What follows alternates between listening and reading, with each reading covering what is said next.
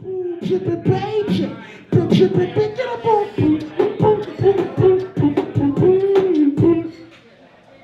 y'all feeling out here tonight? All right, so what we got going on here is music is the mixer. And we have a little technical difficulties, but we're gonna roll with it tonight. We did this every last Friday for about 5 years. Now we're doing it second Saturdays, every second Saturday of the month. We have a lot of special guests tonight. While we get this started right here, I got the microphone on. So Aaron, I wanna bring you up here. Can I bring you up here? You ready? Oh yeah. All right, please make some noise for my man Aaron. He's gonna do some comedy for y'all real quick.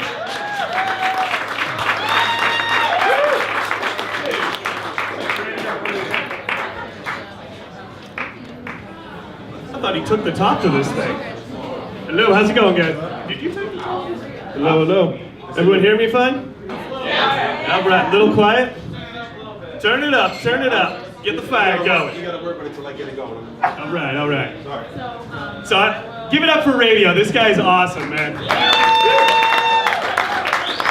So, one thing that rappers tend to do, hip-hop, they all talk about how they're the realest MC. You guys know what I'm talking about? I've been MCing since before this, before that, I invented it. This guy actually is the realest MC. I was up at this party, Wrongs of the Summer, I don't know if you guys know about it, but he was doing his hip hop set and he was so into it. He was jumping up in the air and saying some crazy shit like, my bass notes rock states from coast to coast, woo, boom! And he comes down and broke both of his ankles. And he didn't even miss a beat. Literally and figuratively. He just kept rhyming with it. He was like, I just broke both my ankles, but that's okay, I'll be carried by the angels. It's like, damn, that is a true MC. So I actually do a little bit of hip hop and rhyming, but I'm Jewish, so I figured I'd stick to the comedy for now. I'm happy to be here, get my life back together. I actually just got out of AA for Viagra. Believe me, my Viagra addiction was the second hardest thing I've ever beaten. I don't know if the drought's over, but I went back to masturbating in the shower, looked at my water consumption, and that was definitely where it was all going. Trying to be a good person these days. There's a lot of different political issues in the world, you know? Different things you gotta try to do and navigate and this and that. So, I don't use plastic bags, or as I call them, condoms, purely for environmental reasons. No, baby, I would love to use a condom. It's just that they're made of plastic and that supports big oil and dapple. I don't want it to end up around a seal's head in the ocean or something. This is a biodegradable, organic, vegan, GMO-free, lavender-flavored condom. Awesome, hook it up. So I tried treating people like equals, and that went fucking terrible. But I tried nonetheless. So I was, I was walking home from the store, and I saw this bum who used to buy me beer in high school. And it was kind of raining, and he was all fucked up, didn't look too good. So I was like, you know what, Aaron? This is an opportunity to treat him like an equal. So you know what I did? I gave him the coat off my back. You know, I felt good about it and everything like that. I was like, yeah, I'm a good person. And then like 2 weeks later, I was juggling in the park and him and his friends were there, a bunch of drunk bums. They start giving me shit. They're like, hey, Connie, you ain't nothing but a drunk, carny, juggling motherfucker. I was like, Aaron, treat him like an equal. So I started to yell at him. I was like, you drunk piece of shit! How dare you? Something going on? Let's go. So anyway, I yelled at him pretty much, and all the bums, they started to turn on me. You know, they were like, hey, you can't talk to him like that. And I was like, I gave him the coat off of my back. They were like, oh, okay, fine. So I was like, hey, either you shut up or give me my coat back. And I started to walk over there and he's like, what are you doing? I was like, I'm treating you like an equal, which I realize is a really, really odd thing to yell at a homeless person. But every time I see him and the other bums, they love me. They tell me how much they enjoyed being treated like equals, even though if it was complete freaking garbage at the time. Wow, really lively crowd, huh? So look, even though I consider Northern California to be the Jersey Shore of spirituality, I'll let it sink in a little bit. I like it here, because a lot of the world's problems, they don't really make it up here. You know what I mean? I feel like we're in a bubble. Could we just take a moment and be thankful for how awesome California is? I love it here, man. It's not like the rest of the places. Okay, we did something in California that actually the rest of the world could take a note from. We had two groups of people who managed to get along and share cultures. They didn't call it cultural appropriation. It was just what was culturally appropriate. You know what I'm talking about? Rednecks and hippies. Yeah, there's the rippy and the hip neck. And pretty much, as soon as we get a better mic, the jokes get better too. No. So, there's rednecks and the hippies. And the hippies, as soon as they started charging triple-digit rent in the city, they were like, fuck this, I'm out, I'm grabbing my crystals and going to live in the redwoods. Of course, I'm paraphrasing about 10 years of history here.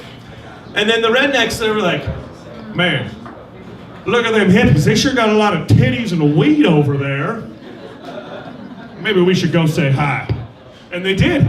And the hippies, they were a little scared of the rednecks, understandably, but then they learned that the rednecks actually know things that hippies don't.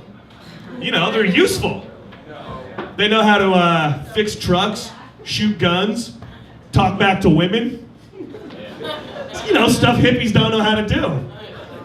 The redneck was like, hey, Moonbeam Chestnut, what's your name? I was always wondering, how do you get the ladies to take their shirts off like that? Easy, bro. You just say woman empowerment and free love, and boom, titties come out. And then the hippie, he was like, Earl, how do you skin a deer? Well, I'm glad you asked. So you get down there and you carve out the asshole, and then you rip the whole thing. Okay.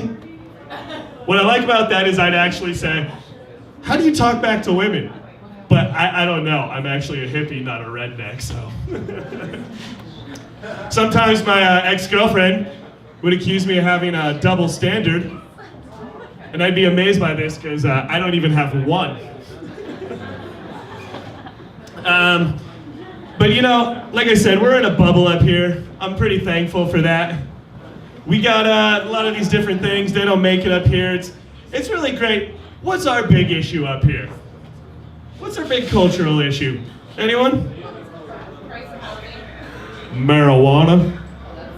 Someone's stoned right now. I can tell you guys are nervous. It's legal. That's gonna be pretty fucking awesome. Anyone in support, favor? Got an opinion? Doesn't matter. So, what I'm wondering though is that they've already hinted at, they're gonna start doing marijuana DUIs. How the hell do you tell someone is too stoned to drive? Pull up the window. Son, have you been smoking tonight? A little bit. Do you want to listen to Grateful Dead music? No. Oh, that's terrible. Do you feel at one with the universe? No, not really. All right, you're good to go. But before I go, I'm going to set this Haagen-Dazs on your dashboard while I run your paperwork.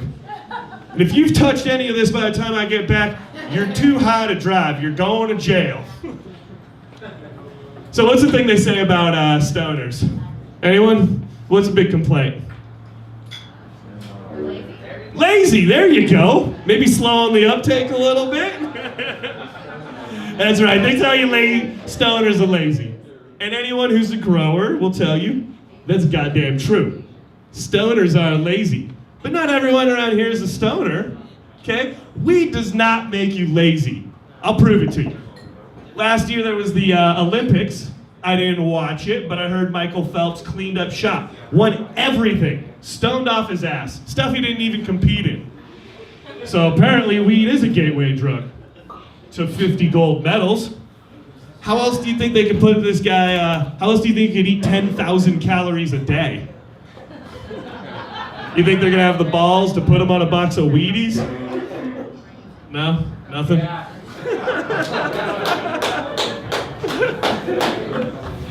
So I know it's kind of a radical idea. Maybe weed doesn't make you lazy. Maybe it's... No, never mind. Let's not go there. So last night I watched a documentary on psychoactive fungi. From now on, I'm watching every documentary like that. I think my favorite thing about documentaries is the honesty in which we can talk about things. You know, there's just something raw for nature at which you can do this that you can't do for people. My favorite is David Attenborough. Does anyone know David Attenborough? One guy over here, he's a stoner. Yeah, thank you. He is the old guy who's English who has the most amazing voice in the world. Just everything is captivating and fascinating. Oh, look. Notices the male inserts his proboscis into the female cloaca, where he then copulates, ensuring the next generation's survival. I'm pretty sure I'm watching bug porn right now, and I'm fascinated. But what he hasn't done is he hasn't done one on American culture. I want to see David Attenborough in the club with his little safari shorts and his button-up shirt and that hat, right? He's over there with his clipboard in the corner. Oh look, I seem to have stumbled upon an underground nightclub. There, in the midst of a ritualistic mating dance, is a most impressive female specimen, doing what is commonly known as twerking, in which she violently shakes her sexual organs in a brilliant show of fertility and stamina. The surrounding males are rendered near helpless by her charm. Oh no, a particularly brave one makes his approach now. He does so with the characteristic West Coast swagger, where he tries to synchronize his hips with hers in a gyration movement, so he can show that they are in fact compatible mates. But this woman, being overladen with suitors, will not be won over so easily. She makes him prove his worthiness by buying drinks, thus showing he's a capable and providing fatherly figure. Okay, well, thank you very much. Make some noise for Aaron, y'all.